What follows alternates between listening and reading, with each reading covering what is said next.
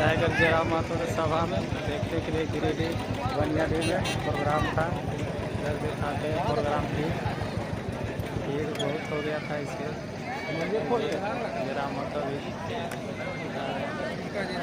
आए बनियाडीह गिरिडीह में लोकसभा है चुनाव प्रचार। झारखंड लेके आइए, हेडक्वार्टर धनबाद होगा, बोकारो होगा, रांची होगा, गिरिडीह होगा, कलकत्ता नहीं होगा। अब अन्याय झारखंड नहीं सहेगा, नहीं सहेगा झारखंड अब अन्याय। बताइए, आप ही बताइए कि हमारी मांग गलत है?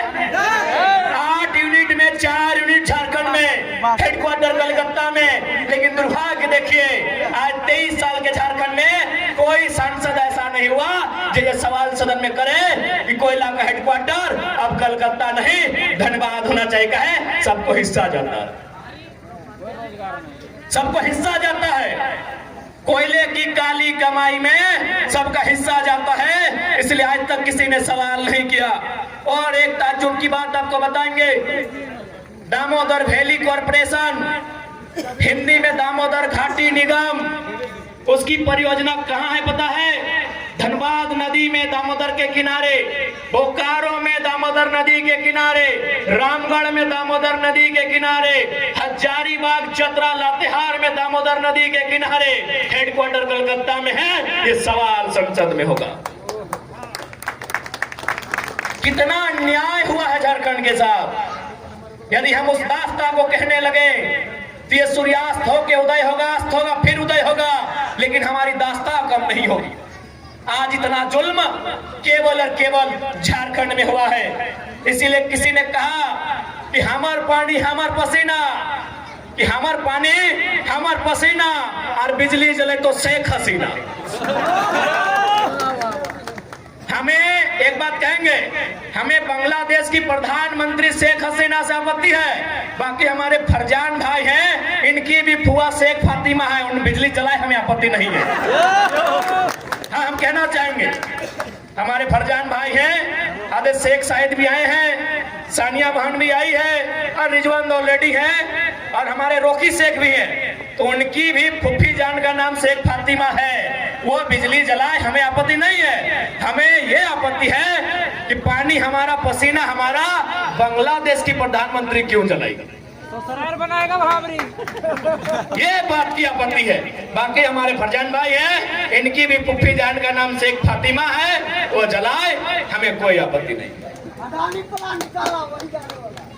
ये तकलीफ की बात है, ये तकलीफ की बात है कि झारखंड के साथ इतना दुराचार होता है। इसलिए आज उन दुराचार को रोकने के लिए, झारखंड में सदाचार को बहाल करने के लिए, कदाचार को मिटाने के लिए आज झारखंड के जनमानस को, झारखंड की युवा पीढ़ी को, राजनीतिक महत्व को, राजनीतिक समझ को आपके अंदर एक चेतना बनाकर जागृत करना होगा। क्योंकि राजनीति से ही देश चलता है, राजनीति से ही राज्य चलता है। राजनीति से दूर भाग के आप विकास उन्नति की बात नहीं कर सकते। आज बताइए, अन्याय ही है। इसी बिहार प्रदेश में एक विधेयक आता है, उस विधेयक का नाम होता है 75% आरक्षण। माननीय राज्यपाल बिहार के उसे स्वीकार कर लेते हैं। इसी झारखंड में और एक विधेयक आता है, सेम टू सेम। वहां 75 था, यहाँ 77 था। राज्यपाल वहां स्वीकार करते हैं, झारखंड में अस्वीकार करते हैं। ये झारखंड की तस्वीर है। झारखंड में राज्यपाल भी देखिए क्या काम कर रहे हैं। राज्यपाल भी देखिए किस कदर बायस्ड होकर काम कर रहे हैं। राज्यपाल जो एक महामहिम का उत्तराधिकारी कहा जाता है, राष्ट्रपति महोदया का उत्तराधिकारी राज्यपाल को कहा जाता है। आज बताइए वे भी क्या काम कर रहे हैं। यही बिहार में स्वीकार और झारखंड में दरकिनार। ये झारखंड की राजनीति है, बताइए आप। इसलिए आज इस बात को समझना होगा, बिहार में क्यों पारित हुआ पता है? बिहार में 243 विधायक बैठते हैं, 243 के 243 कट्टर बिहारी हैं। बहुत खुशी की बात है, क्योंकि ये लड़ाई झारखंडी बिहारी, झारखंडी बंगाली की नहीं है। बिहार में ये पारित हुआ। बिहार में 243 विधायक कट्टर बिहार के निवासी हैं। यह झारखंड में आधे गैर झारखंडी हैं और आधे अगर झारखंडी भी हैं तो माटी के प्रति ना उनका प्रेम है न समर्पण है, केवल लूटने की मंशा है। इसलिए यहाँ कोई विधायक ठीक से पारित तक नहीं होता। इसलिए आज तमाम नौजवानों को इस राजनीति को बदलना होगा और विश्वास कीजिए जिस दिन नौजवान आई हेट पॉलिटिक्स नहीं आई लव पॉलिटिक्स कहेंगे, कसम से बदलाव होगा। आज एगो लड़का, साधारण सा लड़का 2 साल पहले जिसको कोई जानता नहीं था, आज राजनीति में ईमानदारी पूर्वक आया है, समर्पित भाव से आया है और संविधान को पढ़ के आया है। इतना ताकतवर बना है कि गिरिडीह और धनबाद में लोग हिम्मत नहीं कर रहे कैंडिडेट कौन होगा।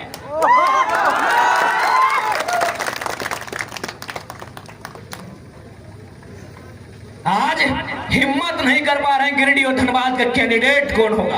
एक लड़का, एक 29 साल का लड़का आज दुनिया की, इस विश्व की सबसे बड़ी पार्टी को सोचने पे मजबूर किया है। सोचिए, एक के जगह जिस दिन 1000 नौजवान ऐसे आएंगे, क्या बदलाव राज्य में हो सकता है। सोच के देखिए, एक लड़का, एक आवाज, एक दहाड़ और दिल्ली आज डगमग है। आज माननीय अमर कुमार बावरी भारतीय जनता पार्टी से विपक्ष का नेता है, इसमें उनकी काबिलियत नहीं है महोदय, क्योंकि वो जेबीएम से विधायक थे, दल बदलू है, लेकिन फिर भी भारतीय जनता पार्टी में सम्मान मिला क्योंकि आंदोलन हो रहा था बोकारो में और आंदोलन टाइगर श्रीराम महतो कर रहा था।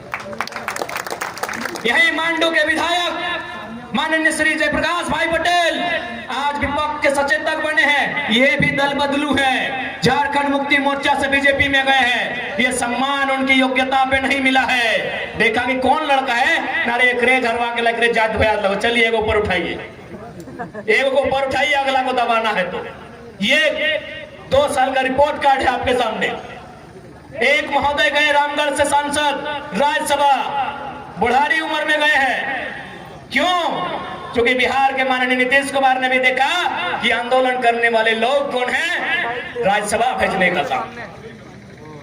एक लड़का आज राज्य में उथल पुथल मचा के रखा है और शायद हो सकता है कि धनबाद, जिसे पूरे झारखंड की 14 लोकसभा में हॉट सीट कहा जाता है, कोयला का सल्तनत कहा जाता है, उस कोयले की सल्तनत में 1952 में पहला चुनाव हुआ था।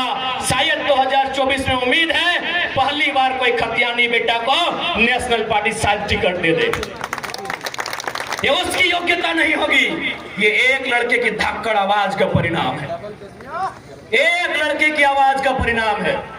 एक लड़के की आवाज से आज झारखंड की राजनीति की तस्वीर बदली है। सोच के देखिए, वो संख्या जिस दिन 100 होगी, वो संख्या जिस दिन 1000 होगी, वो जिस दिन संख्या लाख होगी, और खासकर जिस दिन संख्या लाख होगी, अच्छे अच्छों की खाक हो जाएगी। इस बात को याद बताइए, दुनिया की सबसे बड़ी पार्टी कितना मेहनत करती है। भले हम भारतीय जनता पार्टी की नीतियों की आलोचना करते हैं और करेंगे, लेकिन इस बात की प्रशंसा कीजिए कि दुनिया की सबसे बड़ी पार्टी, उसको इतना फुर्सत है कि जयराम महतो को वॉच कर रही है, रिपोर्ट भेज रही है कि गिरिडीह धनबाद खबरदार। दुनिया की सबसे बड़ी पार्टी इस लड़के को वॉच कर रही है, पल पल का खबर भेज रही है कि गिरिडीह लोकसभा, धनबाद लोकसभा में खबरदार। यहाँ एक पारसनाथ का मतवाला टाइगर आया है जो किसी से झुकने वाला नहीं है, वो जब बोलता है सबकी खोल के रख देता है। सोचिए, इसलिए आज नौजवानों,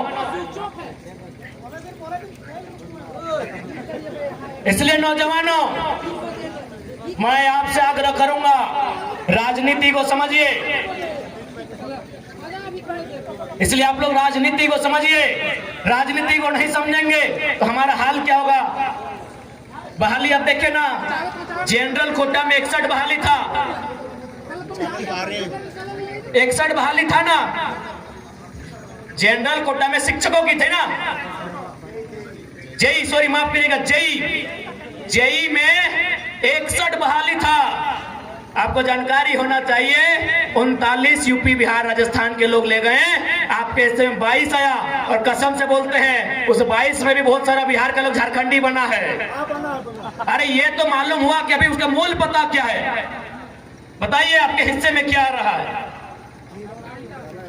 अभी बताइए।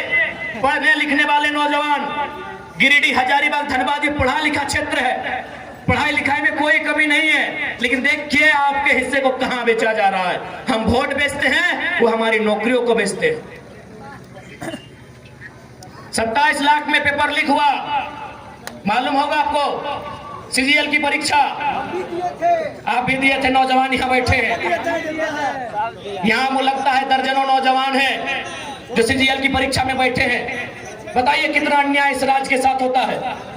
आप सोच के देखिए क्या अन्याय इस राज्य के साथ होता है।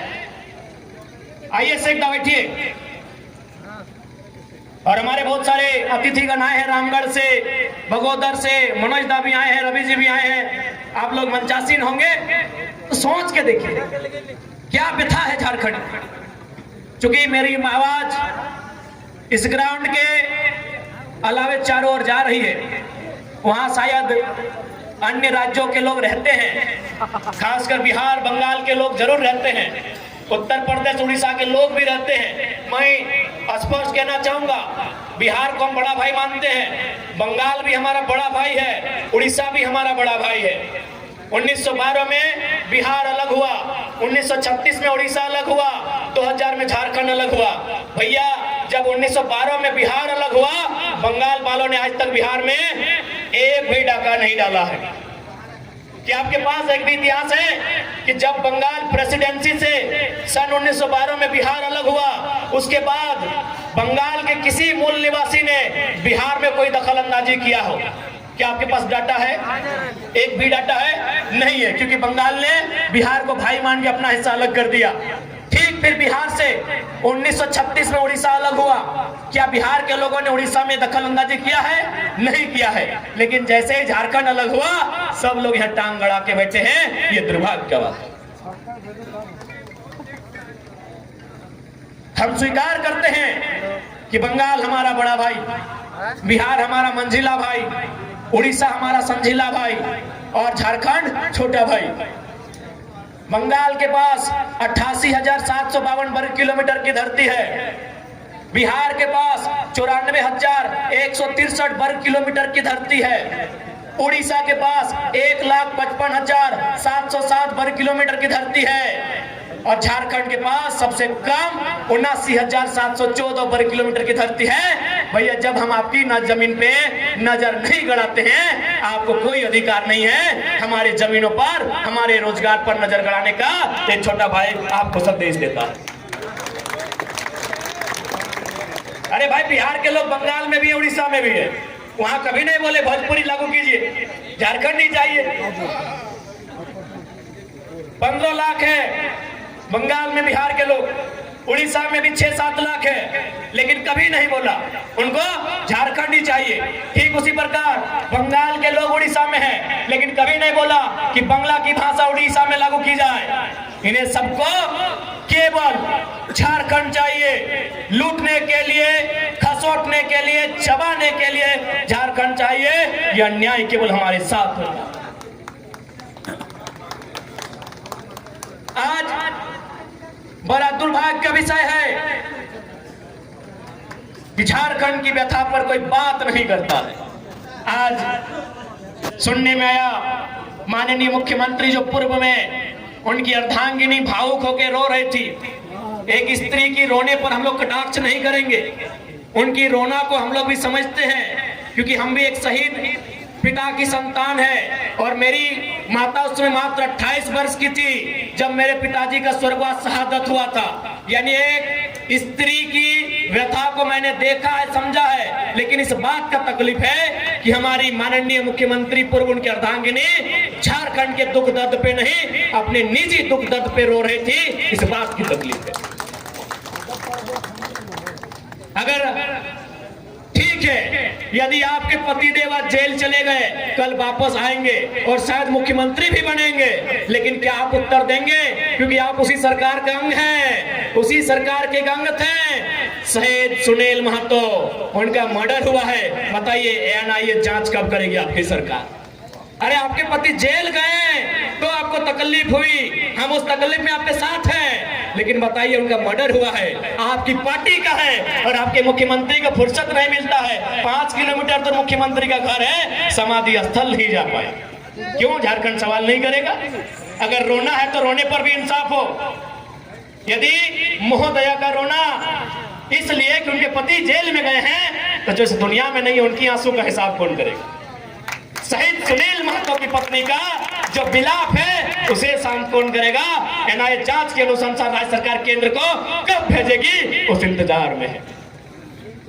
आज 90 साल की बूढ़ी माँ है सुनील महतो की, आज इंतजार में रहती है कि टुसू का मेला हर साल लगे, उस मेला में 50,000 1 लाख रुपया बचता है, उस पैसे को सुनील महतो की मां को दिया जाता है घर चलाने के लिए। एक सांसद का यह दुर्भाग्य है राज्य में, और आप केवल इसलिए रो रही हैं क्योंकि आपके पति कुछ दिनों के लिए जेल गए। आपकी सहानुभूति में साथ है, झारखंडी होने के नाते उनके विचारों से हमारी लड़ाई है, हम आपके साथ हैं, लेकिन आपको इस बात को भी याद रखना होगा इसी राज्य में आप ही के पार्टी के सांसद की एक नहीं महोदया 12 गोलियां तन दनादन सीने में उतारी गई हैं, उस पर आंसू कब भाइएगा, ये सवाल पूछता है झारखंड। 12 गोली शहीद सुनील महतो की चौड़ी छाती में, पारसनाथ से भी मजबूत छाती में एक नहीं 1 दर्जन गोलियां दागी गई थी। उसका हिसाब कौन लेगा? उस शहादत का हिसाब कौन लेगा? क्या उत्तर है झारखंड मुक्ति मोर्चा जो आज वर्तमान में सरकार है, और ये उछल कूद करने वाले विधायक, इनके पास क्या उत्तर है? लोकतंत्र के मूल्यों की अवहेलना करने वाले माननीय श्री सुदीप सोनू जी एक बात स्पष्ट कहेंगे, आप बहुत ही पूर्वाग्रह से ग्रसित व्यक्ति हैं। पहला बात, बायस्ड नेचर के लोग तो राजनीति में होने नहीं चाहिए, राजनीति में संतों को आना चाहिए कि सामने बैठकर अगर आप गाली दें वो स्वीकार करना जाने, ऐसे लोगों को राजनीति करनी चाहिए। आज आपने पीर टाण, सुनिए सोनू जी, जब गिरिडीह सदर ने आपको धुतकार दिया था, सुनिए झारखंड मुक्ति मोर्चा के नूनू सोनू जी, जब गिरिडीह सदर ने 2 बार हारे थे ना, गिरिडीह सदर में 2 बार पानी हुए थे, यही निर्भय सदाबदी जो आपके साड़ू हैं, जिनके साथ आपका व्यापार चल रहा है, 2 बार उठा के पटका था, पानी हो गए थे सोनू जी। तब पता है किसने आपको वोट देके जिताया था? पीर टाण की धरती ने, याद रखिएगा।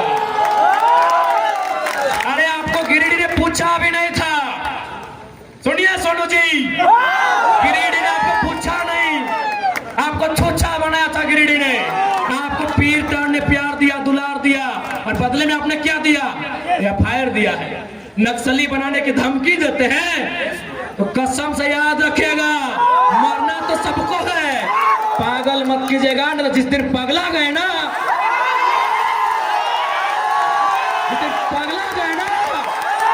एक पाए का हिसाब लेंगे। पीर टाण तो छोड़िए, एक गांव में घुसने देंगे सोनू जी, एक गांव नहीं घुसने देंगे। बहुत बड़ा सरकार का नोनो बन के बैठे, एक गांव नहीं घुसने देंगे पीर टाण का। मजाक समझ लिए क्या? केस करेंगे, चुन के केस करेंगे, अरे घंटा कर लेंगे केस से।